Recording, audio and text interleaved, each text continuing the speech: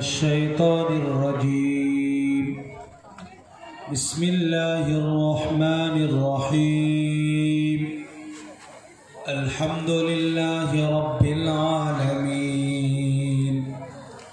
الرحمن الرحيم مالك يوم الدين إياك نعبد وإياك نستعين اهدنا الصراط المستقيم صراط الذين أنعمت عليهم غير المغضوب عليهم ولا الضالين صدق الله العظيم আমরা সকলে স্বাভাবিক আওয়াজে দুরূদ ইব্রাহিম পড়ি اللهم صل على محمد وعلى آل محمد كما صليت على إبراهيم وعلى آل إبراهيم إنك حميد مجيد اللهم بارك على محمد وعلى آل محمد كما باركت على إبراهيم وعلى آل إبراهيم إنك حميد مجيد الحمد لله نحمده ونستعينه ونستغفره ونؤمن به ونتوكل عليه ونعوذ بالله من شرور أنفسنا ومن سيئات أعمالنا من يهده الله فلا مضل له ومن يضلله فلا هادي له ونشهد أن لا إله إلا الله وحده لا شريك له ونشهد أن سيدنا وحبيبنا مولانا محمدا عبده ورسوله أما بعد فقد قال الله تعالى في كلامه المجيد والفرقان الحميد أعوذ بالله من الشيطان الرجيم بسم الله الرحمن الرحيم لقد خلقنا الإنسان في أحسن تقويم قال تعالى في موضع آخر وكرمنا بني آدم وقال تعالى في موضع آخر يا أيها الذين آمنوا قوا أنفسكم وأهليكم نارا قال النبي صلى الله عليه وسلم ما من مولود إلا يولد على الفطرة فأبواه يحبدانه أو ينصرانه أو يمجسانه أو كما قال عليه الصلاة والتسليم প্রশংসা মাত্র সে আল্লাহ যিনি আমাদেরকে বড় ভালোবেসে একটা গুরুত্বপূর্ণ কোরআন ও হাদিসের আলোচনা সভাস্থলে কাউকে বক্তা, কাউকে শ্রোতা, কাউকে পরিচালক হিসাবে বড় মূল্যবান সময় যে মূল্যবান কাজে আল্লাহ ব্যয় করার সুযোগ বা তৌফিক দিয়েছেন বা দিচ্ছেন। রব্বুল আলামিনের বড় দয়া, মায়া, করুণা, কৃপা। সেজন্য সকলেই তেনার শুকরিয়া বা কৃতজ্ঞতা জ্ঞাপনার্থে আমরা তিনারই শিখানো ভাষাটাকে একবার উচ্চস্বর উচ্চ কণ্ঠ উচ্চারণ করি, সকলে বলি আলহামদুলিল্লাহ। যে মহামানব জনাবে মোহাম্মদ রাসূলুল্লাহ সাল্লাল্লাহু আলাইহি ওয়াসাল্লামের মাধ্যম দিয়ে একটা স্বচ্ছ এবং খুবই সরল দিন পেয়েছি, যে দিনটার নাম হচ্ছে ইসলাম। এটা রাসূলের বড় অবদান। এই অবদান বা ঋণ আমরা কোনো জিনিস দিয়ে পরিশোধ করতে পারবো না। তবে তিনার আত্মার কল্যাণের স্বার্থে দুরূদ ও সালাম পরিবেশনের জন্য বলি সাল্লাল্লাহু আলাইহি ওয়াসাল্লাম। সর্বাগ্রে এ সভার সকলে নির্বাচিত, নির্ধারিত, বিজ্ঞাপিত, প্রস্তাবিত যিনি পরিচালক, আমার পক্ষ থেকে শ্রদ্ধা। সম্মুখের শ্রদ্ধাভাজন বাবাজান, সমবয়স্ক ভাই, কচি কাঁচা স্নেহ ভাজন, পর্দানসীনা শ্রদ্ধা মা বোন, মাইক মাধ্যম, কেউ বাড়ি থেকে, রাস্তা থেকে, দোকান থেকে, বিভিন্ন জায়গা থেকে যারা আমার কথা শুনতে পাচ্ছেন তাদেরকে, এবং যেহেতু ভারতবর্ষ আমাদের একটা বৈচিত্র্যময় দেশ, এদেশে যেমন বিভিন্ন ভাষার মানুষ আমরা একসঙ্গে বসবাস করি, তেমন বিভিন্ন জাতির মানুষ আমরা একসঙ্গে থাকি। সুতরাং কখনো খ্রিস্টান ভাইদের তাদের গির্জাতে কোনো বাইবেল থেকে পরিবেশন হলে আমাদের কানে আসে, হিন্দু ভাইদের কীর্তনের সময় তাদের আওয়াজ আমাদের কানে আসে। সুতরাং আমাদেরও ইসলামিক আলোচনা তাদের কানেও যাবে। আমি সেই জন্যে ধর্ম মাযহাব নির্বিশেষে শ্রেণী মোতাবিক যথাক্রমে শ্রদ্ধা, ভালোবাসা এবং স্নেহ জানিয়ে গুটিকা কথা আপনাদের মেজাজ, ধৈর্য, চাহিদার দিকে লক্ষ্য রেখে আলোচনা নিয়ে আসার চেষ্টা করবো। আল্লাহ বক্তা শ্রোতা সকলকে সবটাও যদি সম্ভব না হোক আংশিক যেন আমল করার তৌফিক দান করুক। সকল বলে আল্লাহুম্মা আমিন। পৃথিবীতে আল্লাহ রাব্বুল আলামিন অনেকগুলো তিনার সৃষ্টি জগৎ পাঠিয়েছেন। আমাদের দেশে একটা সংখ্যা চালু আছে 18 লক্ষ মাখলুকাত, কিন্তু এটা অ্যাকচুয়ালি কোনো সেই হাদিস বা সাহাবী থেকে এরকম কোনো কথা আমাদের কাছে আসেনি।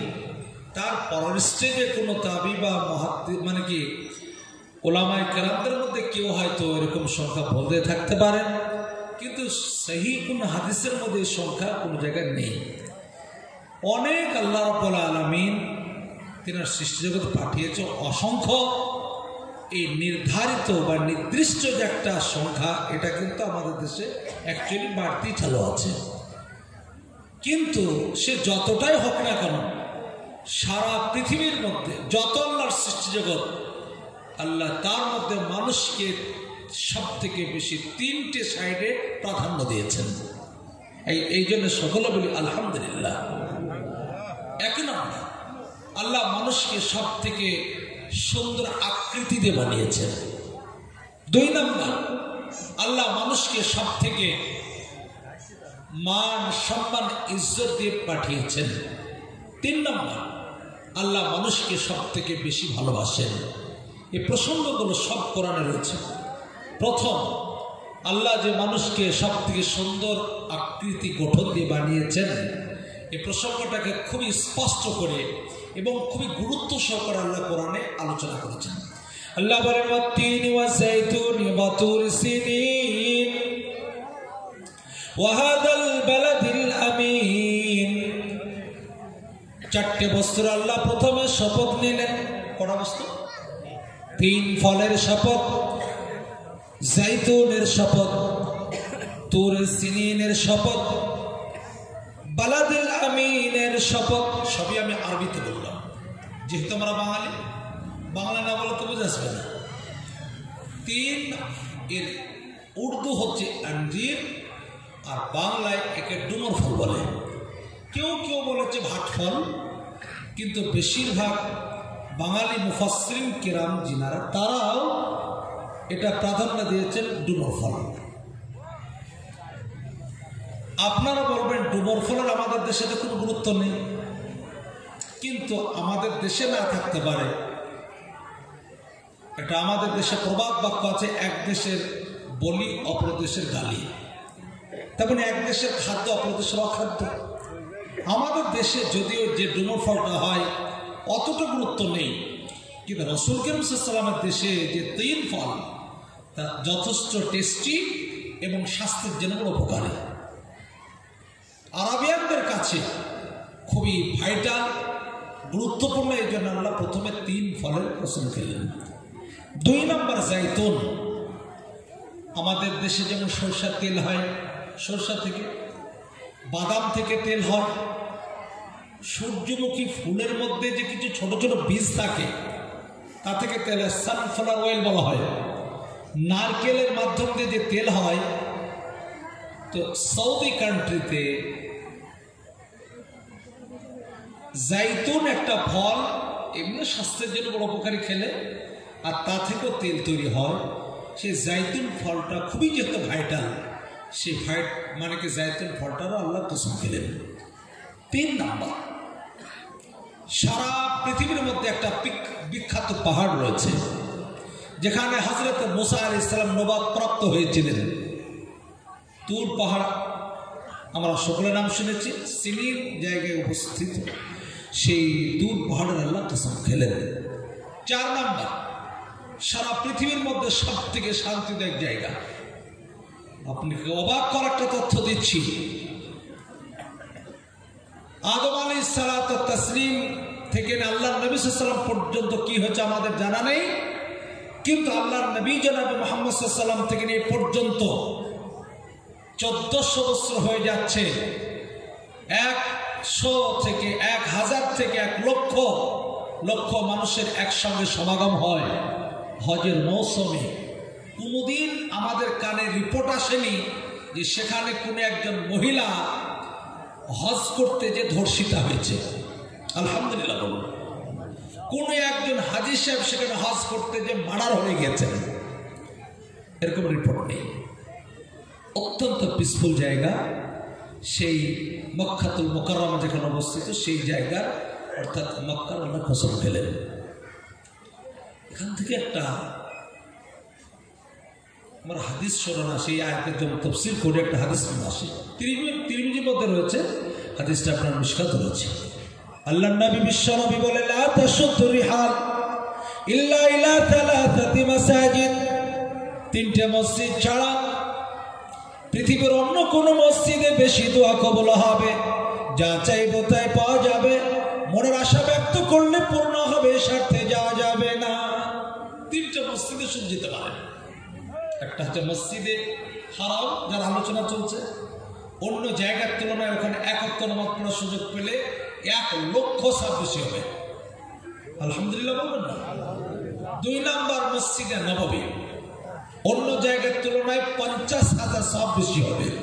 আর 3 নাম্বার মসজিদ আকসা বা বাইতুল মাকদিস বা মুকাদ্দাস, একটা রিওয়ায়াতে আছে 50,000, একটা রিওয়ায়াতে আছে 1000 নাকি বেশি হবে। এই 3টে জায়গায় বেশি দোয়া কবুল হবে, যা চাইবো তাই পাওয়া যাবে, মনের আশা ব্যক্ত করলে পূর্ণ হবে, এই স্বার্থে সফর করা যেতে পারে। বাকি অন্য কোনো মসজিদে যাওয়ার প্রয়োজনে নিজের মহল্লার মসজিদই যথেষ্ট। যেহেতু হাদিসে বলেছে অন্য কোনো মসজিদে এই উদ্দেশ্যে সফর করা যাবে না, মান্যতের স্বার্থে বেশি দোয়া কবুল হবে, তাহলে মাজারে কি যাওয়া যেতে পারে গো ভাই? বলুন, মসজিদে তো অনুমতি নেই, তা মাজারে কি করে হয়? সুতরাং এটা যে চালু আছে, এটাও কিন্তু একটা ভয়ঙ্কর আমাদের জন্য একটা শরীয়তের বাহিরাগত কাজ। আগামী থেকে প্রসঙ্গে আমরা সচেতন থাকবো ইনশাল্লাহ। বলুন, আল্লাহ রাব্বুল আলামিন 4টে বছর কসম খেলেন, তারপর মুখ্য উদ্দেশ্য ব্যক্ত করলেন। আল্লাহ বলেন, লাকাদ খালাকনাল ইনসানা ফি আহসানি তাকবীম, নিঃসন্দেহে আমি মানুষকে সুন্দর আকৃতিতে বানিয়েছি। সারা পৃথিবীতে যত আমার সৃষ্টি জগৎ, সব থেকে মানুষকে সুন্দর গঠন দ্বারাই বানিয়েছি। একবার সকলে বলি আলহামদুলিল্লাহ। এই প্রসঙ্গে আর একটা ছোট্ট একটু যদি এটা ব্যাখ্যা করি আরো ভালো স্পষ্ট আসবে। স্বামী স্ত্রী 2 জন ঘরে ঘুমাচ্ছে, হঠাৎ পূর্ণিমা রাত্রি চাঁদ তাদের ঘরে উঁকি মারছে, খুব যথেষ্ট ভালো লাগছে। স্ত্রী তার স্বামীকে বলে, দেখো কত সুন্দর পূর্ণিমা রাত্রি চাঁদের আলো, কত ভালো লাগছে, কত আমাদের ঘরে সুন্দর উঁকি দিচ্ছে। তার স্বামী বলছে, ওটা আবার কি? ওর থেকে আমাকে তো তোমাকে বেশি সুন্দরী মনে হচ্ছে। ওটা আবার কি দেখছো তুমি? তুমি যে বলছো চাঁদের আলোটা খুব ভালো মনে হচ্ছে, ওর থেকে তো আমাকে তোমাকে বেশি সুন্দর মনে হচ্ছে। স্ত্রী বলছে, তুমি আর কি করে খুশি করবে আমাকে? আর কোনো ভাষা পাচ্ছ না, আমি কি চাঁদের থেকে সুন্দরী হতে পারি? সারা পৃথিবীর মানুষকে উপমা হিসেবে ব্যবহার করে চাঁদকে, আমাকে বলছো চাঁদের থেকে সুন্দর হয় কি করে? তার স্বামী বলে দিল, শোনো, চাঁদের থেকে সুন্দরী না হতে পারলে তোমাকে 1, 2, 3 তালাক। এত বড় মানে অবাক হয়ে গেল যে আমাকে আবার চাঁদের থেকে সুন্দরী না হতে পারলে 1, 2, 3 তালাক। উনি ভাবছে আমি কখনো সুন্দরী হতে পারবো না, সুতরাং আমার এই সংসার করার আমার অনুমতি নেই। দুজনে সকালবেলা আলাদা হয়ে যাবে, কিন্তু তাদের ব্রেনে একটু কথা জাগলো যে যুগের শ্রেষ্ঠ আলেম, কেউ কেউ বলেছে ইমামে আজম আবু হানিফা রাহমাতুল্লাহ আলাইহির যুগের ঘটনা, তিনার কাছে একবার বিষয়টা জেনে নেওয়া ভালো। সকালবেলা হযরত ইমামে আজম আবু হানিফা রাহমাতুল্লাহ আলাইহি তার মানে কি তিনার দরবারে দারস্তান বলে হুজুর গো আমার স্বামী রাত্রিবেলায় আমাকে বলে চাঁদের থেকে সুন্দরী না হতে পারলে 3 তালাক। ইমাম আযম আবু হানিফা রাহমাতুল্লাহ আলাইহি বললেন ঠাট্টা মজাকে আর কি করা জায়গা বলি 3টে জিনিস নিয়ে ঠাট্টা মজাক চলে না। কটা বললাম তাড়াতাড়ি বলুন। 1 নাম্বার বিবাহ, 2 নাম্বার তালাক, 3 নাম্বার রাজা আর ফিরাওয়াতুল খুরা নাকি আল-ইতক। বিবাহ 2 জন কোয়ালিটির সাক্ষী সামনে, ছেলে মেয়ে উভয় সাবালক সাবালিকা। ঠাট্টা মজাক করে যদি ছেলেটা বা মেয়েটা বলে আমি তোমাকে বিয়ে করতে ইচ্ছুক, তুমি কি রাজি আছো? মেয়েটা মজাক করে বললো যখন তোমার শখ চলো আমি রাজি আছি। আর সামনে 2 জন কোয়ালিটির ব্যক্তি যদি শুনে নেয় যাতে সাক্ষী হওয়ার উপযুক্ত মানে কি যোগ্যতা রয়েছে, বিয়ে হয়ে যাবে। মজাক করে বললো হয়ে যাবে। তেমনি কেউ স্ত্রীকে বলছে তোমার সঙ্গে আর কতদিন ঘর সংসার করবো, একটু নতুন পুরাতন হওয়া ভালো। 1, 2, 3 তালাক দিয়ে দিলাম, ঠাট্টা মজাক করে বললেও অরিজিনালে পরিণত হয়ে যায়। আর 3 নাম্বার আগে যে গোলামবান্দির যুগ ছিল, কেউ তার গোলাম বা বান্দিকে ঠাট্টা মজাক করে যদি বলে যা তোমাকে স্বাধীন করে দিলাম, স্বাধীন হয়ে যেত। বাস ইমাম আযম আবু হানিফা রাহমাতুল্লাহ আলাইহি বললেন এ নিয়ে কোনো রকমের আগামীতে বাড়াবাড়ি করো না।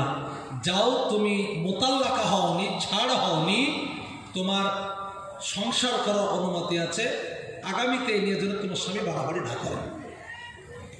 এলাকায় একটা সমালোচনা শুরু হয়ে যায়, কি করে মহিলাটা চাঁদের থেকে সুন্দরী হতে পারে? নিঃসন্দেহে মোতাল্লাকা হয়ে গেছে, তালাক প্রাপ্ত হয়ে গেছে, তার সঙ্গে সংসার করার অনুমতি কিভাবে দেয়? এটা সমালোচনা। ইমামে আযম আবু হানিফা রাহমাতুল্লাহ আলাইহি দরবারে কিছু অন্য আলেমরা যায়, বলে হুজুর গো আপনি ওই মেয়েটিকে সংসার করার অনুমতি আপনি কিভাবে দিলেন? বুঝতে পারছি না, সে তো চাঁদের থেকে সুন্দরী হতে পারবে না হুজুর। আর তার স্বামী বলেছে চাঁদের থেকে সুন্দরী না হতে পারে 3 তালাক, এটা হয় কি করে? এটা মানতে পারছি। ইমামে আযম আবু হানিফা রাহমাতুল্লাহ আলাইহি বললেন যদি তাই হয় তবে আমি একটু কোরআন পড়ি, যদি সঠিক হয় সমর্থন করবে, আর যদি সেটা ভুল হয় সেটা তোমরা বলে দেবে। বলে পড়ুন। পড়তে শুরু করলেন ওয়াত-তিন ওয়াজ-যাইতুন ওয়া তুরি সিনিন ওয়া হাযাল বালাদিল আমিন লাকাদ খালাকনাল কামারা ফি আহসানি তাকওয়িম। হুজুর ভুল হয়ে গেল। আপনারা বাঙালি বুঝতে পারছেন, আমি বুঝে দিচ্ছি। ইনসান মানে মানুষ, আর কামার মানে কি বলুন? চাঁদ। ইনসান মানে মানুষ, আর কামার মানে কি বলুন? চাঁদ। তাহলে ভালো বুঝতে পারবেন। বলে হুজুর ভুল হয়ে গেছে, তবে আর একবার পরিবর্তন ওয়াজ-যাইতুন ওয়া তুরি সিনিন ওয়া হাযাল বালাদিল আমিন লাকাদ খালাকনাল কামার। বলে হুজুর আবার কেন ভুল পড়ছেন? ওখানে ইনসান আছে হুজুর, লাকাদ খালাকনাল ইনসান। আরে বাবু আমি তো ইনসানের ফয়সালা দিয়েছি। আল্লাহ নিজেই বললেন 3 ফলের কসম, জাইতুনের কসম, তুর সিনিনের তুর পাহাড়ের কসম এবং মক্কাতুল মুকাররমার কসম। তারপর আল্লাহ বলেন নিঃসন্দেহে আমি মানুষকে সব থেকে সুন্দর বানিয়েছি। আল্লাহ বলেন মানুষকে চাঁদের থেকে সুন্দর বানিয়েছি। আলহামদুলিল্লাহ বলবেন না? ইনসান শব্দ বলা আছে, কামার শব্দ বলা যে সব থেকে আমি চাঁদকে ভালো বানিয়েছি, সুন্দর বানিয়েছি, এটা আল্লাহ বলেন নাই। আল্লাহ বলেছেন সব থেকে আমি মানুষকে বলুন সুন্দর বানিয়েছি। তো সেটা বুঝতে পারলেন। তারপর আবার আল্লাহ বলেন সুম্মা রাদাদনাহু আসফালা সাফিলিন। আল্লাহ বলেন মানুষের যে দায়িত্ব, এদের যা কর্তব্য, এদের যা করণীয় পালন না করলে সারা পৃথিবীর মধ্যে সব থেকে নিকৃষ্টতম হয়ে যাবে। সারা পৃথিবীতে যত সব থেকে নিম্ন স্তরে চলে যাবে। মান সম্মান ইজ্জত যদি বেশি দুনিয়াতে, কিন্তু দায়িত্ব পালন না করলে সব থেকে বলি বুঝতে পারবেন। কিয়ামতের দিন আল্লাহর ফয়সালার 2টো সিস্টেম হবে, একটা সৎ জিন সৎ ইনসান জান্নাতে, আর একটা অসৎ জিন অসৎ ইনসান জাহান্নামে। বাস বাকি পৃথিবীর যত সৃষ্টি জগৎ সব তাদেরকে নিজেদের মধ্যে যে একটু বাড়াবাড়ি হয়েছে একে অপরের কাছ থেকে প্রতিশোধ নেবে। কোনো দুর্বল গরু সবল গরুর কাছ থেকে ঢিপ খেয়েছিল, কোনো দুর্বল কুকুর সবল কুকুরের কাছ থেকে কামড় নিয়েছিল, কোনো দুর্বল ঘোড়া সবল ঘোড়ার কাছ থেকে চাট খেয়েছিল। কিয়ামতের দিন উল্টো করে দেবেন আল্লাহ, দুর্বলটাকে সবল আর সবলটাকে বলো দুর্বল দিয়ে আল্লাহ বলবে দুনিয়াতে যতটা তোকে আক্রমণ করেছিল, আঘাত এনেছিল, প্রতিশোধ নিয়ে নেয়। আক্রমণ যতটা করেছিল ততটা তারা প্রতিশোধ নিয়ে নেবে। আল্লাহ বলবে তোদের জন্য জান্নাত বানায়নি এবং বলুন জাহান্নামও বানায়নি, সব তোরা কি হয়ে যা, বলুন বাহ, আপনারা নিজেরাই অনেকটা মাটি হয়ে যা। এই চিত্রটা যখন জাহান্নামীরা দেখবে, যারা জাহান্নামে গেছে দেখবে, তখন বড় আফসোস করবে। কোরআন আলোচনা রয়েছে ওয়ায়াকুলুল কাফির ইয়া লাইতানি কুনতু তুরাবা। সেই দিন বেঈমান কাফির গুনাহগার তারা বলবে হে আফসোস, আজকের যদি আমরা তেমন মাটি হয়ে যেতাম, জাহান্নামের আগুনে পুড়তে হতো না। ভুল করে ফেলেছি। আমি বলতে চাইছিলাম আল্লাহ সব থেকে মানুষকে সুন্দর আকৃতিতে বানিয়েছেন। একবার উচ্চ স্বরে বলুন আলহামদুলিল্লাহ। 2 নাম্বার, আল্লাহ মানুষকে সব থেকে মান সম্মান ইজ্জতে বানিয়েছেন। ছোট্ট করে কোরআনে 2টো শব্দ বলেছেন, বুঝতে পারবেন। আল্লাহ বলেন অকাররামনা বানি আদম, আমি মানুষকে সব থেকে সম্মান দিয়েছি। আমি মানুষকে সব থেকে, বানি আদম মানে কি? বানি আদম মানে আদমের সন্তান। আমি সব থেকে আদমের সন্তানকে সম্মান দিয়েছি। কাররামনা মানে আমি সম্মান দিয়েছি। কি করে বুঝুন? আদম আলাইহিস সালামকে আল্লাহ সৃষ্টি করলেন, ওই মুহূর্তে যত অন্য সৃষ্টি জগৎ ছিল, ফেরেশতা, জিন, যাবতীয় সবাইকে আল্লাহ বলেন উসজুদু লি আদম, আদমকে সিজদা করো। যারা যারা সিজদা করেছিল অর্থাৎ ফেরেশতা মণ্ডলীরা, এদের সম্মান বেড়েছে না কমেছে? বেড়েছে। আর যার আবা অস্তাকবারা, অস্বীকার করলো, নিজেকে বড় ভাবলো, ইবলিস যে অনেক আল্লাহর ইবাদত করেছিল, তার ইবাদতের কোনো ঘাটতি ছিল বলুন না, কিন্তু সে আল্লাহর হুকুম পালন এবং অহংকার করলো। খলাকতাহু মিন তিন ওয়া খলাকতানি মিন নার, তাকে তুমি মাটি দিয়ে তৈরি করেছো, আর আমাকে তুমি আগুন দিয়ে। আগুনের চাহিদা ওপরে আর মাটির চাহিদা, সুতরাং আমি ওপরে রেখে আমি হাই লেভেলের হয়ে ডাউনকে কি করে সমর্থন করতে পারি? আমি চেষ্টা করবো না। সঙ্গে সঙ্গে অভিশপ্তর মালা, শয়তানের মানে কি লকব, শয়তানের উপাধি তার গলায় পরে দেওয়া হলো। এই আমি কি বলতে চাই, বনি আদমের সম্মান করার কারণে ফেরেশতা সম্মানিত, আর অসম্মান করার কারণে ইবলিস শয়তান হয়ে গেল। তাহলে সেই বস্তু অর্থাৎ মানুষের কি সম্মান? একবার সকলে বলুন আলহামদুলিল্লাহ। 2টো হলো। 3 নাম্বার, আল্লাহ মানুষকে সব থেকে বলুন বেশি ভালোবাসেন। বুঝতে পারছেন না? আমি বোঝাচ্ছি। আপনার ব্রেন একটু উঁকি মারছে না হুজুর, আব্বা মা ছেলে মেয়েকে বড্ড ভালোবাসে। ভুল হচ্ছে। আপনার ছেলে সচেতন, সকালবেলায় বলেন বাবা একটু দোকানে যেত, ওই একটু কিছু সবজি বাজার কিনে নেই, আজকে কিছু লেবার যাবে, জল খাবার দিতে হবে। ছেলে যায়নি, রীতিমতো বিরাজ করে বেড়াচ্ছে, আপনাকে নিজেকে যেতে হলো। দুপুরবেলায় রান্নাবান্না কমপ্লিট করেছে মা, ছেলেকে বলছে বাবা এই 3টে লেবার আছে, আমাকে জল খাবারটা দিয়ে। ছেলে যায়নি, রীতিমতো সে খাওয়া দাওয়া করে আবার সে খাটে শুয়ে গেছে। বাবা বলছে আচ্ছা ঠিক আছে। বৈকালবেলা বলছে বাবা শোনো, বাজার থেকে 2টো পোলট্রির ডিম আর একটু মসুরের ডাল আর কিছু মুগের ডাল কিনে নেয়, আজকে রাত্রে সেটাই তো মা রান্না করবে। ছেলে যায়নি, রীতিমতো ব্যাট বল নিয়ে ফিল্ডে খেলতে চলে গেছে। বাবা নিজেই হাত পাই গেছে। সন্ধ্যাবেলায় ছেলে বাড়ি এসেছে, বলে বাবা এক কাজ কর, তোর মা বড্ড অসুস্থ, তোর কাকুর দোকান থেকে তুমি গ্যাসের ট্যাবলেট নিয়ে যেতে পারো। ছেলে যায়নি, রীতিমতো টিভিতে কার্টুন চ্যানেলে বসে আছে। বাবা নিজেই গেল, আসার পর বলছে আমি তোর মাকে ওষুধটা খাওয়াই দিচ্ছি, ওই বাইরে ছাগল 2টো বা গরুটা বাঁধা আছে, বা হয়তো বাইরে একটু ও কাজ আছে একটু করে দিত। ছেলে রীতিমতো এবার সিরিয়াল চ্যানেল দিয়ে টিভিতে বসে দেখছে। বাপের রাগ হবে না হবে না? কথা বলো। বড় ছেলে হলে বলবো বাবা তোর মতো এই অধম ছেলে দরকার পৃথক হয়ে যা, আর হালকা পাতলা বয়স হলে 2-1টা থাপ্পড়ও লাগিয়ে দেবে। লাগাবে না? লাগাবে। কিন্তু আল্লাহ কত ভালোবাসে, এবার খেয়াল করুন। আল্লাহ বলেন ফজরের সময় হাইয়া আলাস সালাহ, বান্দা বলছে আল্লাহ হবে না, একটু টাটকা ঘুম এসেছে, পুরো রাত্রি 1টা পর্যন্ত মোবাইল ঘাটাঘাটি করেছি, এখন সময় নেই, গেলেন না। জোহরের সময় আবার আল্লাহ বলেন হাইয়া আলাস সালাহ হাইয়া আলাল ফালাহ, বান্দা বলছে হবে না। ভালো মুগের ডাল আর একদম ইলিশের ভাপা মিনিকেট চাল দিয়ে রান্না হচ্ছিল, খেয়ে আবার বিছানায় শুয়ে গেল। আবার আল্লাহ বলেন আসরের সময় হাইয়া আলাস সালাহ, হবে না। এবার ওই লক্ষ্মী গাছের মোড়ে চায়ের দোকান আড্ডা মারতে যাব, মোটর সাইকেলটা নিল বা হয়তো বাইকটা মানে কি পায়ে হেঁটে টুকটুক করে গেল।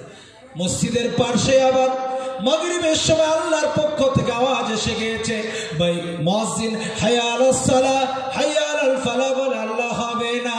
বলে কেন? টিভিতে ভালো সিরিয়াল দিয়ে দিচ্ছে।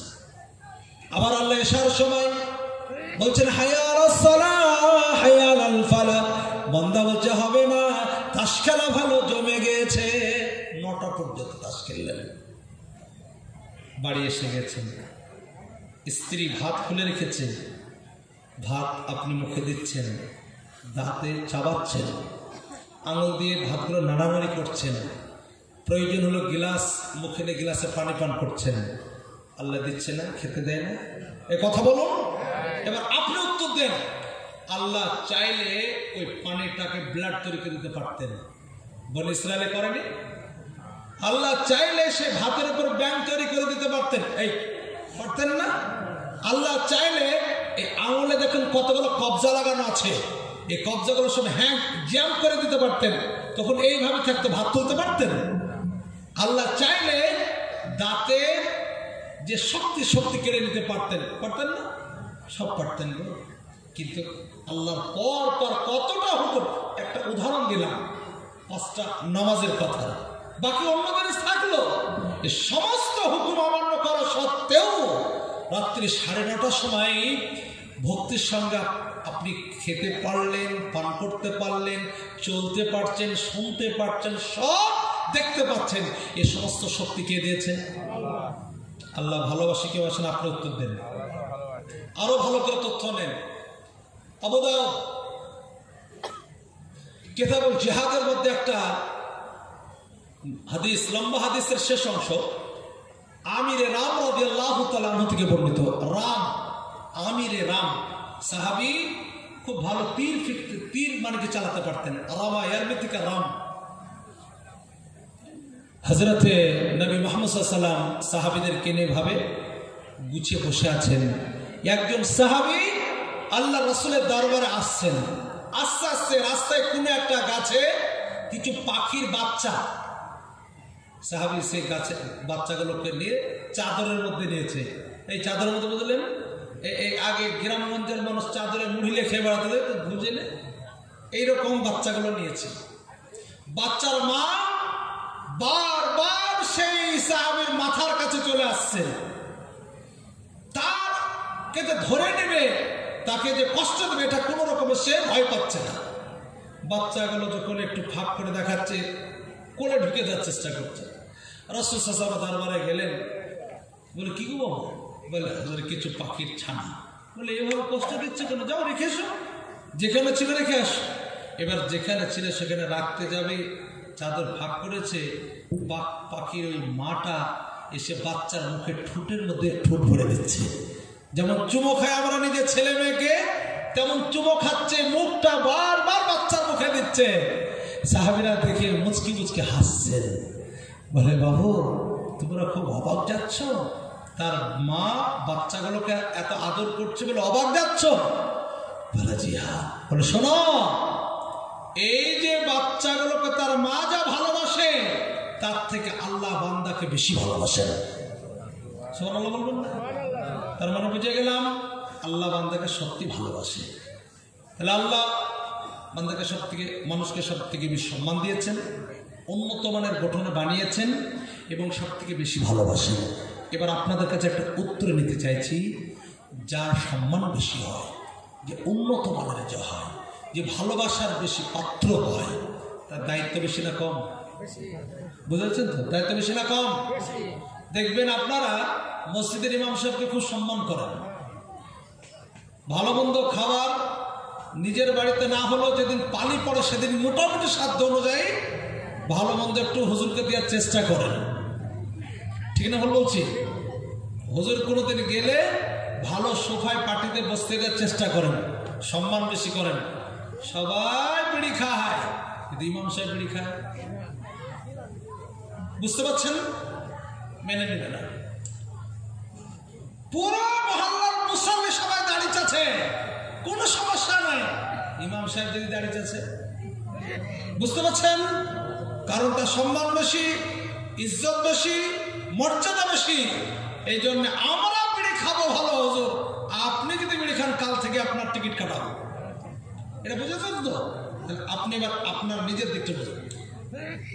আল্লাহ মানুষকে বেশি ভালোবাসেন, মানুষকে বেশি সম্মান দিয়েছেন, মানুষকে বেশি উন্নত মানের বানিয়েছেন। এই জন্য মানুষের দায়িত্ব কিন্তু অন্য অন্য মখলুকের তুলনায় বলুন বেশি। কোরআন বলেছে, আল্লাহ বলেন ইয়া আইয়ুহান নাস উবুদু রাব্বাকুমুল্লাযী খালাকাকুম ওয়াল্লাযীনা মিন ক্বাবলিকুম লাআল্লাকুম তাত্তাকুন। আল্লাহ বলেন হে মানুষ, হিন্দু মুসলিম খ্রিস্টান কিচ্ছু উল্লেখ করেন নাই, সারা পৃথিবীর মানুষকে সম্বোধন করে বলেন উবুদু রাব্বাকুম, তোমার ওই প্রভুর ইবাদত করো যে প্রভু তোমাদের সৃষ্টি করেছেন, ওয়াল্লাযীনা মিন ক্বাবলিকুম, এবং তোমাদের পূর্বে যিনারা এসেছিলেন তাদেরকেও সে আল্লাহ সৃষ্টি করেছেন। সুতরাং এখানে মানুষকে বলেন নাই, এই মানুষ মানে কি ছাগল মুরগি হাঁস কাউকে কিছু বললেন না আল্লাহ, শুধু মানুষকে আল্লাহ সম্বোধন করে বললেন তোমার ওই প্রভুর ইবাদত করো যে তোমাকে বা তোমার পূর্বে যারা এসে তাদেরকে সৃষ্টি করেছেন। দায়িত্ব বুঝতে পেরেছেন?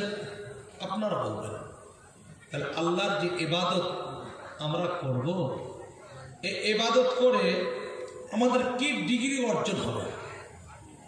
মাধ্যমিক পাশ করার জন্য মানে কি আপনার হাই স্কুল পাশ করলে মাধ্যমিক একটা ডিগ্রি হয়, একটু উচ্চ মাধ্যমিক স্কুল থেকে পাশ করলে আপনি উচ্চ মাধ্যমিক একটা মানে কি এইচএস কমপ্লিট করেছেন তার একটা ডিগ্রি পেলেন, কলেজ লাইফ অতিবাহিত করলে গ্র্যাজুয়েট একটা ডিগ্রি, ইউনিভার্সিটি যদি আপনি একটু পা দেন আরো 2-3 বছর সময় দিলে মাস্টার ডিগ্রি। আমরা যে আল্লাহর ইবাদত করব এর জন্য কোনো ডিগ্রি আমাদের কি আছে? বলে হ্যাঁ, সে কি? আল্লাহ নিজেই বললেন লাআল্লাকুম তাত্তাকুন, আল্লাহর যদি তোমরা ইবাদত করো, আল্লাহর পুজো করো, আল্লাহর দাসত্ব করো, আল্লাহর যদি তোমরা গণকীর্তন করো, তো তোমরা মুত্তাকির নামের একটা সুন্দর ডিগ্রি উপার্জন করবে। আলহামদুলিল্লাহ বলবেন।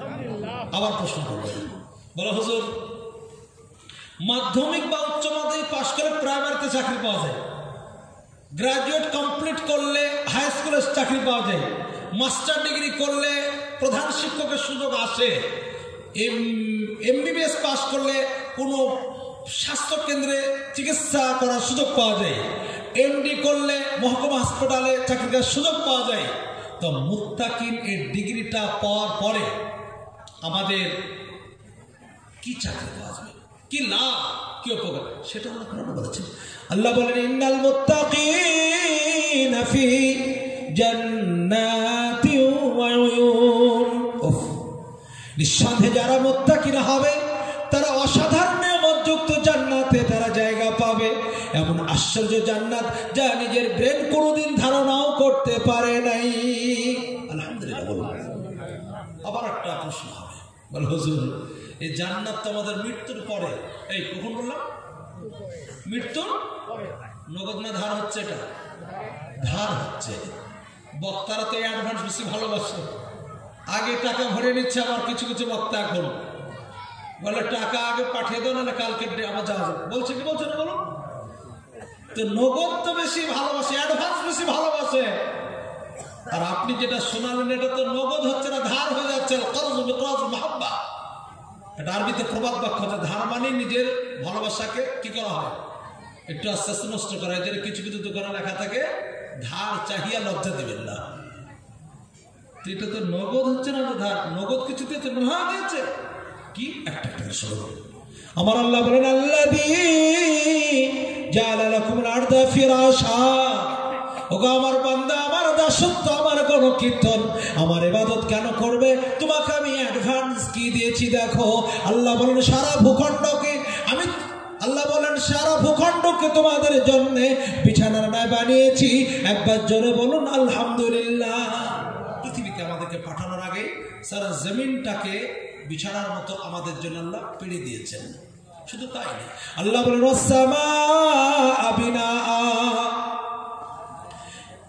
তোমরা মনে মনে ভাবছো শুধুমাত্র দেউলিয়া গ্রামের কি তোমাদের আপ্যায়ন করে না?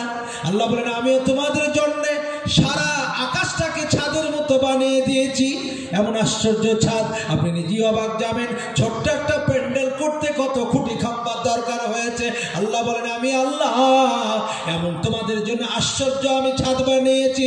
বিগাইরি আমাদিন তারাও না, বিনা খুঁটি বিনা খাম্বাই দাঁড়িয়ে থাকতে দেখছো কিয়ামত পর্যন্ত কোনো খুঁটি খাম্বা খুঁজে পাওয়া যাবে না। আশ্চর্য একটা ছাদ। শুধু তাই নয়, আল্লাহ বলেন বান্দা এমন আশ্চর্য একটা লংজিভিটি স্থায়ী ছাদ বানিয়েছি। পৃথিবীর যত বড় ইঞ্জিনিয়ার দিয়ে মসজিদের ছাদ নির্মাণ করেছেন, কলেজের ছাদ নির্মাণ করেছেন, হাই স্কুলের ছাদ নির্মাণ করেছেন, মন্দিরের ছাদ বানিয়েছেন। 100 বছর পর হোক, 200 বছর পর হোক, 2000 বছর পর হোক, ওই ছাদ আবার নতুন করে আপনাকে রিপেয়ারিং করতে হয়। আমার আল্লাহ বলে তোমাদেরকে এমন একটা ছাদ দিয়েছি গো, 100 নয়, 1000 নয়, লক্ষ নয়, কোটি কোটি বছর ধরে চলবে। কোনোদিন দেউলিয়া গ্রামের মানুষকে কোনো জায়গায় ফেটে গেছে বলে রিপোর্ট দেওয়া হবে না। যখন জায়গায় রিপেয়ারিং করবা এই দায়িত্ব আপনাদের কোনোদিন দেওয়া হবে না। আল্লাহ বলে বান্দা শুধু তাই নয়, দুনিয়াতে ছাদ নির্মাণ করার পর ছাদে দেখবেন অনেক রকমের কালারিং করতে হয়। রং মিস্ত্রি না সিলিং কালার করে না? আল্লাহ বলেন আমিও তোমাদের জন্য কখনো সাদা, কখনো সবুজ, কিছু লাল, কিছু নীল, কখনো কালোতে পরিণত করে দিই। দুনিয়ার কোনো লেবার মিস্ত্রির প্রয়োজন হয় না। আল্লাহ বলে বান্দা শুধু তাই নয়, ছোট্ট একটা জালসার জন্য মাইক ম্যান দরকার হয়েছে, লাইট ম্যান দরকার হয়েছে, ওখানে জেনারেটর ম্যান বসে আছে। আল্লাহ বললেন আমিও তোমাদের জন্য আকাশে দুটো আলার ব্যবস্থা করে দিয়েছি, আর রাত্রিবেলায় কিছু টুনি বাল্ব নক্ষত্রের ব্যবস্থা করে দিয়েছি। প্রত্যেকদিন সূর্য উদয় হয় অস্ত যায়, চন্দ্র উদয় হয় অস্ত যায়। পৃথিবীর কোন মানুষকে বলি নাই আমার চাঁদের, আমার চন্দ্রের, সূর্যের তোমরা হয়তো সুইচটা বন্ধ করে দিবে, চালিয়ে দিবে, বলি নাই। সবকে নিয়ন্ত্রণ করে আল্লাহ। একবার সকল গুণ আলহামদুলিল্লাহ। আল্লাহ বলেন বান্দা শোনো গো, আরো তোমাদের জন্য কি ব্যবস্থা করেছি। ও আনসালা মিনাস সামাই মাআ, তোমাদের জন্য আকাশ থেকে আমি প্রয়োজন মতো মধ্যে মধ্যে বৃষ্টি বর্ষণ করি। এই কষ্ট হচ্ছে আপনাদের? অসুবিধা হচ্ছে না তো? হাত পেতেছি এই গুনাহগার, তোমারই দরবার মোরে ফিরায় না হায় শূন্য হাতে। ওগো মাওলা শূন্য হাতে, ওগো মাওলা ফিরায় না হায়। তোমার রহম তোমার করম অথই বারবার, তুমি খালিক তুমি মালিক, গফুর গফার হাত পেতেছি এই গুনাহগার, তোমারই দরবার মোরে ফিরায় না হায়। আমার চেয়ে কেউ গুনাহগার নেই রে কোথাও বান্দা তোমার, আমার চেয়ে কেউ গুনাহগার নেই রে কোথাও বান্দা তোমার। তোমার রহম তোমার করম অতই পারাবার, হাত পেতেছি এই গুনাহগার, তোমারই দরবার মোরে ফিরায় না হায়। আল্লাহ বললেন ও আনজালা মিনাস সামাই মা, ওই আকাশ থেকে তোমাদের জন্য বিভিন্ন সময় মানে কি পানি বর্ষণ করি। সকল বলো আলহামদুলিল্লাহ। ও আখরাজা বিহি মিনাত তামারাত, ওই পানির দ্বারাতে বিভিন্ন রকমের ফল ফ্রুট শাক সবজি আমি তোমাদের জন্য বের করে দিই। অবাক যাবে, আল্লাহ এমন আশ্চর্য খাদ্যদ্রব্য আপনাকে আমাকে দেয়। আল্লাহ বলেন পৃথিবীতে যত তোমাদের আমি খাদ্যদ্রব্য দিই, প্রায় খাদ্য তোমাদের জন্য প্যাকেটিং করে দিই। দেখবেন চালটা ধান রূপে প্যাকেটিং, গমের মধ্যে আটা আছে তার উপরে একটা পাতলা প্যাকেট নেই। কলাটা তোমাদের জন্য প্যাকেটিং করা আছে, আমটা তোমাদের জন্য প্যাকেটিং করা আছে। কিন্তু দুনিয়ার প্যাকেট আর আল্লাহর প্যাকেটের মধ্যে অনেক তফাৎ। আজকের আপনি দেউলিয়া গ্রামে জালসা এসেছেন, বাড়ি যাওয়ার সময় নিজের ছেলে মেয়েদের জন্য মিষ্টান্ন কিছু দ্রব্য আপনি কিনেছেন, দোকানে বলেন 500 গ্রাম জিলাপি দাও, কাগজে প্যাকেট করে তারপরে ক্যারির মধ্যে আবার ভরে দেয়, বাড়ি নিয়ে যান। আপনার স্ত্রী হাতে, নাতির হাতে, নাতনির হাতে, ছেলে মেয়ের হাতে তুলে দিলেন। আপনার প্যাকেট থেকে খাদ্য দ্রব্যটা বের করে খেয়ে নেয়, কিন্তু প্যাকেটটা কখনো যত্ন করে রেখে দেয় না। কিসে ফেলে? ডাস্টবিনে ফেলে। এই তাড়াতাড়ি ফেলে দাও, পিঁপড়ে উঠে যাবে বলে না।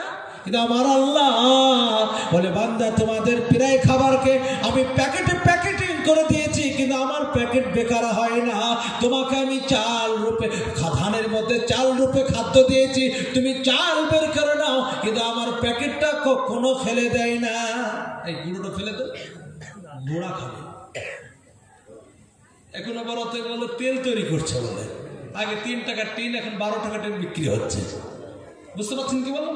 আল্লাহ বলে বান্দা তোমাকে আমি কলাটা প্যাকেটের মধ্যে সুন্দর করে প্যাকেটিং করে দিয়েছি, কলাটা তুমি বের করে খেয়ে নাও, কিন্তু আমার অন্য কোনো মাখলুক ছাগল সেই খোসাটাকে খাদ্যরূপে ব্যবহার করে। ওরে আমার বান্দা তোমাকে আমি প্যাকেটের মধ্যে সুন্দর করে সরষার মধ্যে তেল ভরে দিয়েছি, তুমি তেলটা পিড়ে বের করে নাও। আমার প্যাকেট খোল বলেন তো বিক্রি করা হয়, ওই খোলটা বাড়ির কোনো পশু খায় বা জমিতে দিলে তার উর্বর শক্তি বেড়ে যায়। আলহামদুলিল্লাহ। এখানে আর একটা আশ্চর্য তথ্য আপনাকে দিই। আল্লাহ বলে বান্দা বলছেন, আল্লাহ বলেন ওগো আমার বান্দা তোমার জন্য জমিনটাকে আমি যখন বিছানা বানালাম, পৃথিবীতে জলের হারটা স্থলের হারটা কম, এই পৃথিবী টলমলো খাচ্ছিল, হিলাদোলা করছিল। এই যখন আপনারা বড়ন্দলিয়া হয়ে ওই ঘাট পার হয়ে যখন কি পাটপুকুর নাকি কি নাম ওটা পাটোয়া ভাঙা যখন যান, ওই নদীতে যখন পারাপার হন, একটু নদী ওই নৌকাতে যেতে লাগেজ বা প্যাসেঞ্জার একটু বেশি হয়ে যায়, একটু টলমলো খায়, হিলাদোলা করে, ভয় লাগে না? আল্লাহ বলছেন বান্দা ওই রকম পৃথিবীটা যখন জলের হারটা বেশি স্থলের হারটা কম, তো টলমলো খাচ্ছিল, হিলাদোলা করছিল। বান্দার বসবাস করে শান্তি হবে না, এমন পরিষেবা দিলে আপনি অবাক যাবেন। আল্লাহ বলেন পৃথিবী যখন টলমলো খাচ্ছিল, পাহাড়গুলোকে আমি প্রেকের মতো গেড়ে দিলাম, যেন আমার বান্দার বসবাস করতে কোনো কষ্ট না হয়। এত সুন্দর ব্যবস্থা দিলেন। মধ্যে মধ্যে হিলাদোলা করে না, এই কি বলা হয় বলুন তো? বাহ, সুন্দর বুঝে গেছে। আপনারা বলবেন এক্ষুনি শোনাচ্ছিলেন আল্লাহ বান্দাকে বড্ড ভালোবাসে, তাহলে ভূমিকম্প দিয়ে বেশ কিছু মানুষের অনেক জায়গায় ক্ষয়ক্ষতির সম্মুখীন হতে হয় না? কাঠমান্ডুতে হলো, জাপানে হলো, কিছুদিন আগে আপনার তুরস্কতে হলো, অনেক ক্ষয়ক্ষতির সম্মুখীন। তো বান্দাকে এত ভালোবাসেন আপনি বলছেন, কিন্তু তারপরে ভূমিকম্পের মাধ্যম দিয়ে বান্দার এত ক্ষয়ক্ষতি আল্লাহ কেন করান? এটা প্রশ্ন।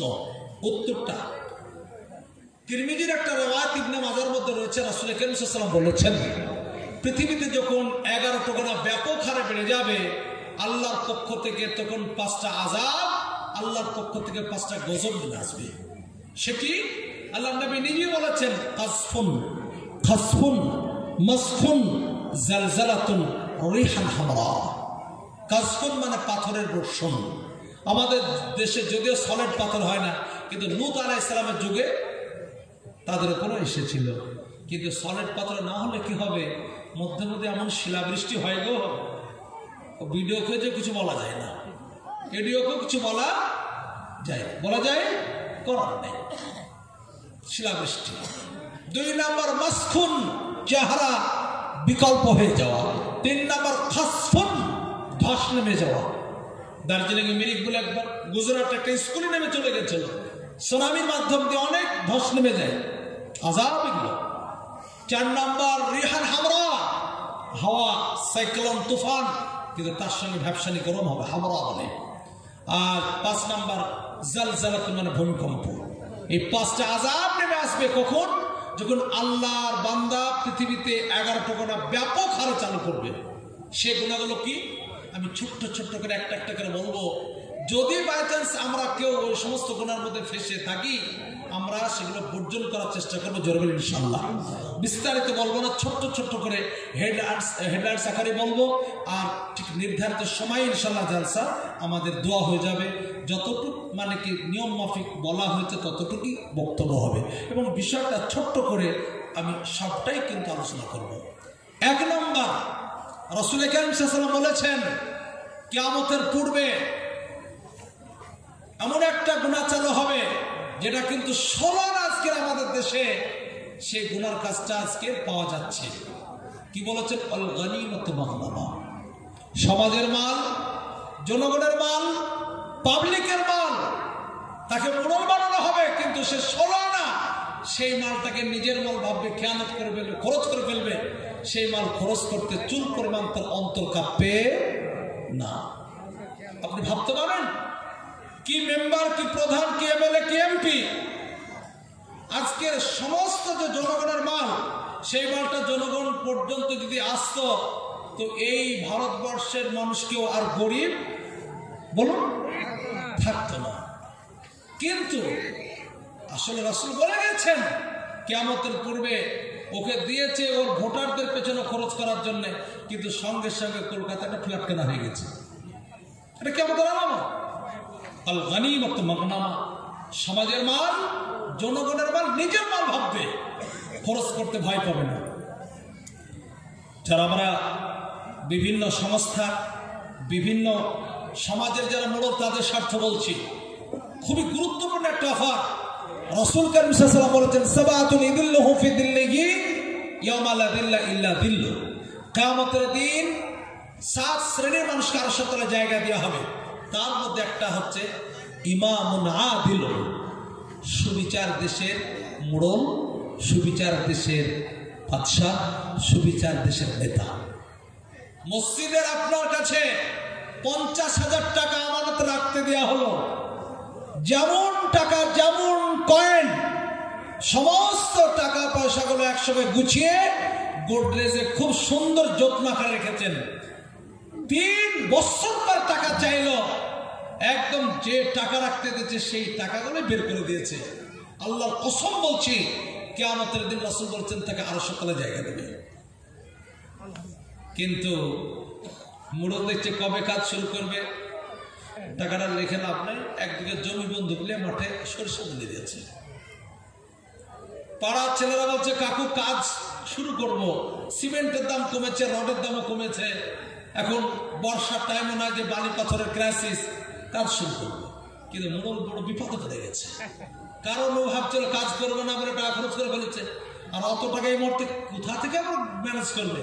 কিন্তু বড় চালাক বউ কি বলছে জানেন, এই এখন ছোট দিনের বেলা কাজ করবে, কে শিখালো, আর কদিন থাক, চৈত্র মাসে লম্বা দিন, তো কাজ বেশি শুরু দায়িত্ব, ওই পর্যন্ত সরষে কাটা হয়ে যাবে, জমি এখন রিটার্ন দিলে রিটার্ন দেওয়া হবে। এটা কিয়ামতের আলামত। এই কি বললাম বুঝতে পেরেছেন? তখন আল্লাহর পক্ষ থেকে 5টা আযাবও নেমে আসবে, যেটা কিন্তু আজকের আমরা ওই রকম জায়গায় অলরেডি চলে এসেছি। 1 নম্বর, খুব আশ্চর্য একটা আপনাদেরকে তথ্য দিই। আমি মুফতি জাদ্দিস হোসেন আপনার কাউরি পার্সোনাল 500 টাকা মেরে খাবো, কিয়ামতের দিন আপনি একাই আমার কলা ধরবেন। আর যদি আমি বেল্লামা জলিলা মাসের 1000-500 টাকা মেরে দিই, তো ওই মাদ্রাসায় যতগুলো জনগণ দান করেছে, যত ছাত্র শিক্ষক কমিটি, সবাই কিন্তু আমার কলা ধরবে। ওই দিন জাহান্নামে যাওয়া ছাড়া অন্য কোনো রাস্তা থাকবে না। আমি যখন দারুলের মধ্যে পড়তাম, দারুলের সিস্টেম হচ্ছে খুব যারা ভালো ছেলে তাদেরকে খুব মানে কদর করা হয়, আরো যারা উন্নত মানের হয়, সেগুলো সিস্টেমটা আলাদা। একজন ছেলেকে একটা রুম দেওয়া হয় পড়াতে, একদম প্রেসার ভালো, কিন্তু তার থেকে একটু নাম্বার কম, ভালো কিন্তু সে ভালোর মধ্যে, কিন্তু যখন একটা রুম বন্ধ হয়ে যায়, মানে থাকাটা শেষ হয়ে যায়, তখন 2 জন ছেলে মিলে একটা রুম দেওয়া হয়, 2 জন। তারপরে আরেকটু নাম্বার কম, ভালো কিন্তু এটাও ভালো, 3 জন মিলে আরেকটা রুম দেওয়া হয়। তারপরে আরেকটু নাম্বার কম, এটাও ভালো কিন্তু ভালোর মধ্যে, মানে একদম A+ দেখে বলছে, 4 জন মিলে একটা রুম দেওয়া হয়। তারপরে এবার আর কোনো ধর্তব্যের মধ্যে নেই, 5টা 6টা 10টা 15টা 20টা 40টা পর্যন্ত একটা ঘরে ছেলে থাকে। আমি যে রুমটা থাকতাম 2টো ছেলে, একটা ইউপির বাদায়ন বলে একটা ডিস্ট্রিক্ট আছে রামপুরহাটের পাশে, আব্দুল গফুর, আর আমার পাশের রুমে একটা নেপালের ছেলে থাকতো, আর একটা আমাদের এই হুগলির নুর ইসলাম বলে। দারুমের তখন সিস্টেম ছিল প্রত্যেক মাসে 2 দিন বিরিয়ানি দিত, 2 দিন তাহারি, এখন 4 দিন বিরিয়ানি দেয়। আর সেই এক দিনে আমাদের সময়ে 40 মণ আটা রুটি লাগতো। কত বললাম?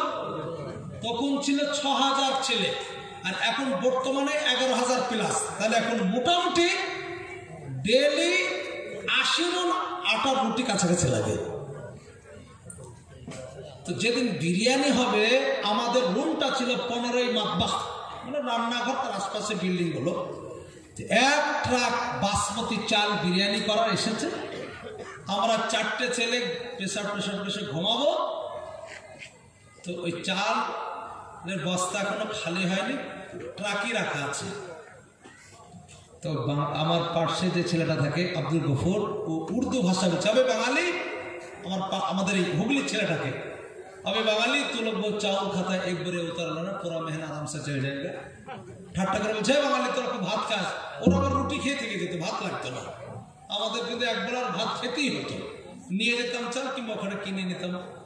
তো বলছে ঠাট্টা করে বাঙালি তোরা খুব ভাত খাস, এক বস্তা না মেলে না, বলছিলাম আরাম করে 1 মাস চলবে। আমাদের এই বাঙালি ছেলেটা এত সুন্দর উত্তর দিল, স্বর্ণাক্ষরে লিখে রাখা দরকার, হাতও জল জল করে মনে পড়ার উত্তরটা। সে বলছে হবে আব্দুল গফুর, मैं तेरा 500 रुपया ले लेता हूँ, क़यामत के दिन तो मेरे गला गिरेबन पकड़ेगा।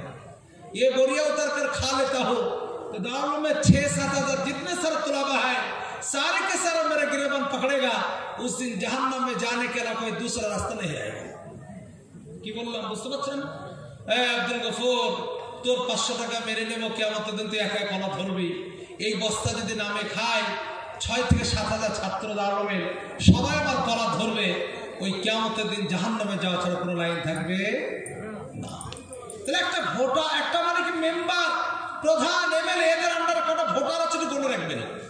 যদি ম্যানেজ করতে পারেন খাবেন, কোনো অসুবিধা নেই। যদি পারেন বলে হুজুর এদের টাকা মেরে খেয়েছি না, ও কেউ দেখেনি, একটু একটু ভিডিও জানতে ওকে ভাগ দিয়েছিলাম, কিন্তু ও আমাদের ব্লক থেকে প্রায় 3 বছর চলে গেছে। কোথায় যে দাঁড়াতানি না কোথায় গেছে ওকে জানেই না, তা বলছে কেউ জানে না। কিন্তু শুনুন করুন, আমার আল্লাহ বলেন কোন মানুষ জনগণের মাল, পাবলিকের মাল, সমাজের মাল যদি ভোগ করে, কিয়ামতের দিন হাতে নিয়ে উঠবে, সারা জগতের মানুষ দেখতে পাবে মালটাই মাল চুরি করেছে। সেদিন লুকানোর লাই থাকবে না। যে চুরি করবে, যে চুরি করবে জনগণের মাল ইয়াতি নিয়ে উঠবে, যতটুকু সে চুরি করেছে, কিয়ামতের দিন কোনো লুকানোর রাস্তা থাকবে না। বলে হুজুর এদের টাকা আমরা মারি না, কাউকে বলার ক্ষমতা না, ঘাড় দুমড়ে দিবে একটু কিছু বললে। আল্লাহ তার জন্য আল্লাহ বলেন ইদা ওয়াকাতিল ওয়াকিয়া লাইসা লিওয়াকাতিহা কাযিবা খাফিদাতুর রাফিয়া। যেদিন মহাপ্রলয় অর্থাৎ কিয়ামত যেদিন অনুষ্ঠিত হবে, লাইসা লিওয়াকাতি কাযিবা, এই কিয়ামতটা যে কোনো অস্বীকার করার রাস্তা নেই, মানতে হবে। সেদিন কি বলছেন আল্লাহ? খাফিদাতুর রাফিয়া, দুনিয়াতে যাদের মাথাটা নিচু ছিল কিয়ামতের দিন উঁচু হবে, আর দুনিয়াতে যাদের উঁচু ছিল কিয়ামতের দিন নিচু হয়ে যাবে। অর্থাৎ আজকে তুমি পাওয়ারফুল, কিয়ামতের দিন তুমি পাওয়ারলেস হয়ে যাবে। আর যাকে তুমি পাওয়ারলেস ভাবছো, কিয়ামতের দিন সে পাওয়ারফুল হয়ে যাবে। সুতরাং 11টা গুণের মধ্যে 1 নম্বর, সমাজের মাল, জনগণের মাল, নিজের মাল ভাবে খরচ করতে ভয় হবে না। 2 নম্বর, আমার নবী বিশ্ব নবী বললেন কিয়ামতের পূর্বে মায়ের থেকে স্ত্রীর প্রাধান্য বেড়ে যাবে, মা যেটা বলবে কোনো রকমের কার্যকরী হবে না, স্ত্রী যেটা বলবে সঙ্গে সঙ্গে অ্যাকশন হয়ে যাবে। মুফতি জার্জিসকে তার মা খুব আদরের ভাষা বলছে, বাবা বড় হয়েছে, ইনকাম বেড়েছে, সম্মান দিয়েছে, পৃথক হয় না, তোমার আব্বা বৃদ্ধ, আমিও বৃদ্ধা, ছোট ভাই বোন রয়েছে, একটু সংসারের হাল তোমাকে ধরতে হবে। মা আদরের ভাষায় আপিল। রাত্রে কানে কানে স্ত্রী অক্সিজেন দিচ্ছে, শোনো তোমার যখন ইনকাম, ওই 1-2 রাত্রের ইনকাম তোমার মাস চলে যাবে, আর বাকি টাকা যদি একটু গুছিয়ে রাখতে পারো বহরমপুর বড়া বাজারে বা বেলডাঙ্গার বড় আর মোড়ে বা হচ্ছে ছাপাখানা বা হয়তো কলেজ মোড়ে একটা সুন্দর জায়গা কিনে আধুনিক মডেলের বাড়ি করে সুখের সংসার তুমি দেখতে পাবা। আর পৃথক যদি না হও, বোনদের পেছনে, ভাইদের পেছনে, বাবার ওষুধ, মায়ের ওষুধ, এতেই তুমি বেশ শেষ হয়ে যাবা। তুমি তো কথা ঠিকই বলছো, তো কিন্তু মা যে বড্ড ভালোবাসে, পৃথক হবো কি করে? তো বলছো ও আবার কি টেনশন নিচ্ছ, যদি সুযোগ হয়, যদি তোমার মানে অনুমতি হয় বলো, ও সাংসারিক ঝামেলা কাজ দিয়ে এমন ঝামেলা রেখে দেবো, ও পৃথক করা ছাড়া লাইনে থাকবে না। দেখছে দেখো তাহলে হলে ভালোই হয়। এটা কি আমার আলাদা? এই কি বললাম বুঝতে পারছেন? 3 নাম্বার, আমার নবী বিশ্বনবী বলেন, কিয়ামতের পূর্বে বাপের থেকে বন্ধু বান্ধব, অন্য আত্মীয় স্বজনের সম্মান বেড়ে যাবে। বিয়ে বাড়িতে আব্বাকে গোস্তের হাড়ির কাছে, মিষ্টির ভাড়ের কাছে বসতে দেবে না, হয়তো না বোনদেরকে বেশি দিয়ে দিতে পারে, শ্বশুর কুটুম শালোদেরকে বাসার কোনো টেনশনে নেই। এই কথা বুঝলেন না? হাসি না, রাসূল বলে গেছেন, আমার নবীর কথা, চুল পরিমাণে দেখিতে ঘর কোনো রাস্তা নেই। আব্বা কত কষ্ট করে মানুষ করলো গো, ছেলে একটু বড় হয়েছে, কাজকর্ম করার পরিবেশ তৈরি হয়েছে, বোম্বাই গিয়েছে, ব্যাঙ্গালোরে গিয়েছে, যে আব্বা প্রাইমারি থেকে শুরু করে কলেজ পর্যন্ত প্রত্যেক দিন নিজে গাড়িতে না চেপে হেঁটে এসেছে, ওই টাকাটা গুছিয়ে ছেলেকে নাস্তা বা টিফিন খরচ দিয়েছে। সেই ছেলে বড় হলো, আর বাপ হয়েছে বড়, বাইরে থাকে, আব্বার অ্যাকাউন্টে টাকা দিতে খুব ভয় লাগে, শ্বশুর বাড়ি শালদের অ্যাকাউন্টে আসে, কোনো টেনশন থাকে না। কথা বুঝতে পেরেছেন? ছি ছি ছি, হাদিস কোরআন শুনুন। আমার আল্লাহ বলেন, ওয়ালা তাকুল্লাহুমা উফিন ওয়ালা তানহারহুমা ওয়া কুল্লাহুমা কাওলান কারীমা। পিতা মাতা এমন একটা তোমার সম্পদ, তাদেরকে কোন রকমের এমন ব্যবহার দেখাবে না যাতে আহা বলে একটা শব্দ ভিতর থেকে বের হবে। আর কি, ওয়ালা তানহারহুমা, কর্কশ ভাষা ব্যবহার করবে না, বকাঝকা করবে না, কড়া ভাষা বলবে না, বরং আমার আল্লাহ বলেন, কুল্লাহুমা কাওলান কারীমা, নম্রতা ভদ্রতার সঙ্গে অত্যন্ত নরম নরম কথা বলবে, যেন তোমার আব্বা মা খুশি হয়ে যায়, শান্তি পেয়ে যায়। যদি আব্বা খুশি হয়ে যায়, তোমার আল্লাহ খুশি হয়ে যাবে। আর আল্লাহ, আব্বা যদি নারাজ হয়ে যায়, মা যদি নারাজ হয়ে যায়, আল্লাহ নারাজ হয়ে যাবে। আমার নবী বিশ্বনবী বললেন, রিজাল রফি রিজাল ওয়ালিদ ওয়া সাখাতুর রফি সাখাতুল ওয়ালিদ, পিতামাতা রাজি তো আল্লাহ রাজি হয়ে যায়, আর পিতামাতা নারাজ তো আল্লাহ নারাজ হয়ে যায়। আরো মজার একটা তথ্য, আমার নবী বিশ্বনবী বলেছেন, হুমা নারুকা ওয়া জান্নাতুক, পিতামাতায় তোমার জান্নাতের মাধ্যম, আবার পিতামাতায় তোমার জাহান্নামের মাধ্যম। আপনারা খুব গুরুত্বপূর্ণ হাদিস শুনেছেন। রাসূল সাল্লাল্লাহু আলাইহি ওয়াসাল্লাম একদিন জুমায় বক্তব্য করতে উঠছেন, হঠাৎ প্রথম ধাপিতে বললেন আমিন, দ্বিতীয় ধাপিতে আমিন, তৃতীয় ধাপিতে আমিন। শুনেছেন না? আমার নবী বিশ্বনবী এই আমিন শোনার পর সাহাবীরা অবাক গেলেন, বলে, হুজুর এর পূর্বে একাধিকবার আপনার কাছে আমরা জুমার নামাজ আদায় করেছি, খুতবা শুনেছি, এই সিস্টেম তো কোনোদিন পূর্বে দেখিনি। আমার নবী বিশ্বনবী বললেন, বলো গো আমার সাহাবীরা, বিষয়টা তাইলে শোনো। আমি প্রথম ধাপিতে যখন পা দিচ্ছিলাম, জিবরিল আমিন বললেন, যে ব্যক্তি আপনার নাম শোনার পর সে দুরূদ পড়ল না, বা উচ্চারণ করার পরে যে দুরূদ পড়ল না, সে হতভাগা, সে দুর্ভাগ্যকর ব্যক্তি, সে যেন ধ্বংস হয়ে যায়। রাসূল বলছেন, আমি তার কথাটাকে সমর্থন করার জন্য কি বললাম? আমিন। আল্লাহ তার বক্তব্যকে তুমি মঞ্জুর করে নাও। 2 নম্বর ধাপিতে যখন পা দিলাম, জিবরিল আমিন বললেন, যে ব্যক্তি রমজান মাস পেয়ে নিজের জীবনের গুনাহ ক্ষমা করে নিতে পারল না, তার থেকে হতভাগা পৃথিবীতে আর কেউ নেই। কোন মাস বললাম? কিন্তু আফসোস, বড় দুঃখের কথা গো, আমাদের কাছে আর কদিন পর রমজান মাস আসছে, আর কিছু কিছু মানুষের ভিতরে প্যালপিটেশন শুরু হয়ে গেছে। আরে কি হবে এবারে, খরানের সময় কি করে পুরো চৈত্র মাসে রোজারে মারি দিচ্ছে। অনেক আগে থেকে বলছে আমার পেটে খুব সমস্যা, মানে লাইন তৈরি করে রাখছে, মানে রোজা রাখবে না তো লাইন, যদি রোজা না রাখার কারণে কেউ কিছু বলে, এই জানো না আমার তো পেটের সমস্যা, তুই জানিস না, আগেই তো তোকে বলেছি, ওই লাইন। আবার কিছু কিছু মানুষকে দেখতে পাওয়া যায় এই রমজান মাস আসার আগেই কলকাতায় কাজে চলে যায়। গ্রামে থাকলে রোজা না করলে মানুষ কিটিকিটি করতে পারে, দরকার নেই, কলকাতায় যাবো রোজা রাখি না রাখি কেউ দেখার নেই, বাইরে চলে যায়। কিন্তু রমজানের পরে ঈদের দিনে এর বিশাল বড় পাইতারা 9 কিলো কিনতে হয়, কি বলছি না, হলদিরাম কোম্পানির আচা, মুফতি জার্জিসের থেকে বড় পাঞ্জাবি, আর এমন করে শোরবা দিয়েছে, জিলপিতে ঢাকি দিয়েছে।